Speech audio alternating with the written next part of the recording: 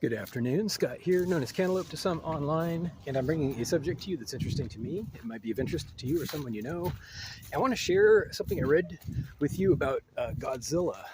I learned some things about Godzilla, the character, the movie character, comic book character, and the history of all that.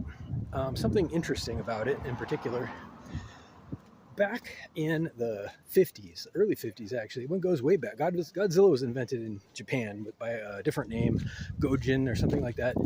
And I could probably leave that in the description, the proper name. But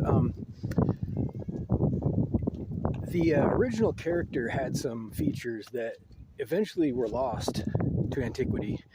And I want to bring those up because I think that they were really the impetus for why the character became so popular, and the whole enterprise got misunderstood and changed around later on. And the most recent incarnations of the Godzilla franchise have been completely sideways, if you ask me, which may explain their performance in the box office. So what I want to point out first is the original Godzilla was not terrifying. The original Godzilla was campy before campy was a thing. Campy in the sense that he had whites to his eyes. Godzilla had human eyes, and it was hilarious.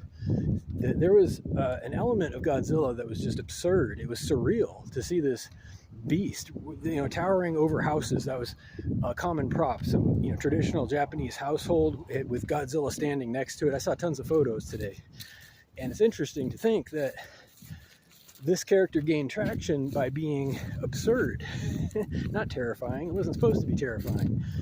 So here's the thing. There's something called surrealism. There's also something called,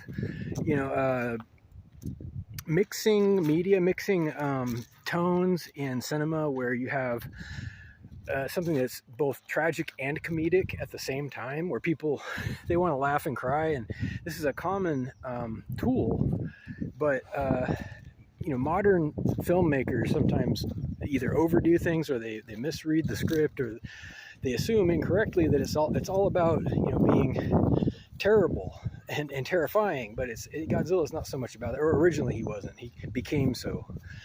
And it was almost like disaster porn, if you know what that is. Like watching videos of earthquakes or hurricanes, and the type of interest that draws. And it's not a sick interest. I mean, it's human interest, I think, to be interested a little bit in that kind of thing. But that's the same idea. It's not supposed to be horror.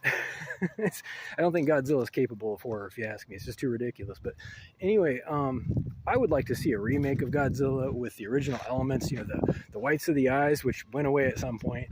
So he looks like this giant dog creature, that's just funny and kind of absurd at the same time. But if you have time, reach out to whitehotrobot@gmail.com with questions or comments, and I'd love to talk to you about Godzilla. Take care.